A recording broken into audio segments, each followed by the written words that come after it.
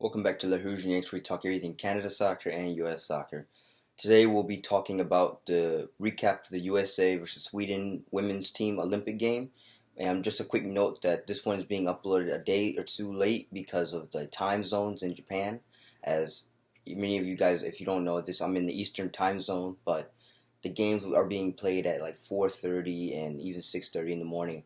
And I I don't know if I can wake up for that. But instead, I'll just wake up and watch the highlights and try and give you guys my best analysis based off the highlights on what happened. So it will be an incomplete story, but it's the best I can do. Unfortunately, since the games are being played halfway across the world and different days or time zone. But yeah, I'll just watch the highlights and give you guys my best judgment on think what happened. But these will probably be shorter videos than normal. But let's get right into it. For the USA, they did lose to Sweden 3-0.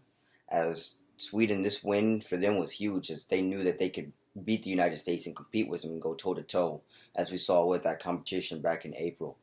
And so we go to our lineup here, and the United States played a 4-3-3, but with Alyssa Nair back in the as a keeper, with Crystal Dunn, Sauerbrunn, Abby Dalkimber, and Kellen O'Hara all on your back line for your defense for USA. And then in the mid, you had Sam Lewis, Lindsey Horan, and Rose Lavelle. And then at your three up top, you had Christine Press, Alex Morgan, and Tobin Heath. And then without further ado, we go into right into what the game summary was. In the 10th minute, the USA starts the shoot-off.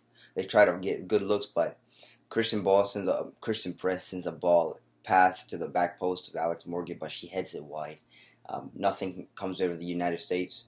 14th minute, Sweden has a great look, but Alyssa Nair is there to deny it. 25th minute, Jakobsen sends a near post ball to Blackstenius for Sweden, and they score. It's 1-0 for Sweden. And early warning signs for the USA here, as Sweden has the ball. But then it's halftime, but I can't once again break down what happened in detail at halftime because I'm going based off highlights. So I'm just going to go right to the 54th minute where Sweden sends a ball in from the corner.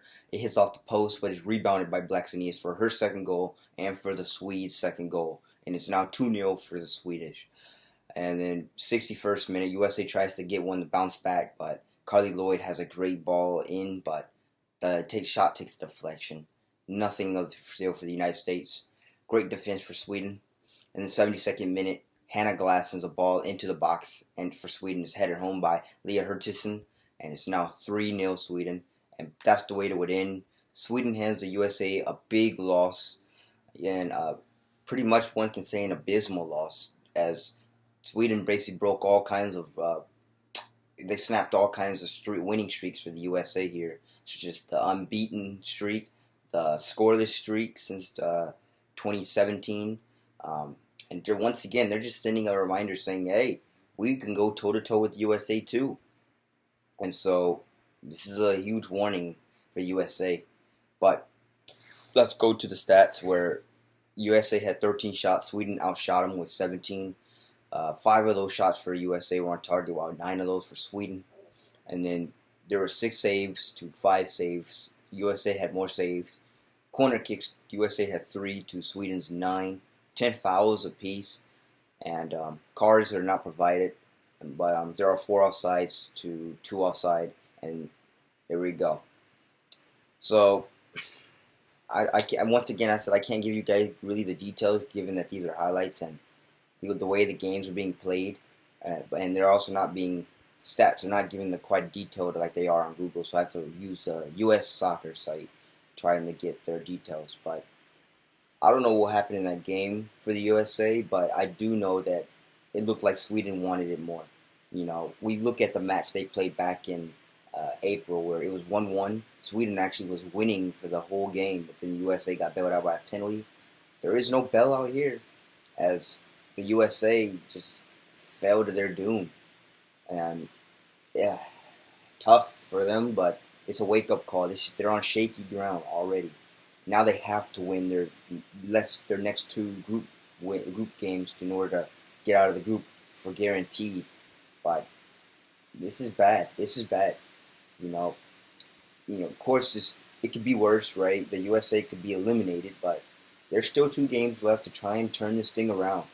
But this is a wake-up call for the United States, as Sweden they already stuck their claim and said we're here and we're gonna win this thing. But if the USA wants to be the first country to win the World Cup and the Olympics consecutively, I believe, then they're gonna have to do some major work. It seems like, as Sweden. I mean, it looks like they just wanted it more. The USA just got caught lacking, and you can't get caught sleeping in the Olympics.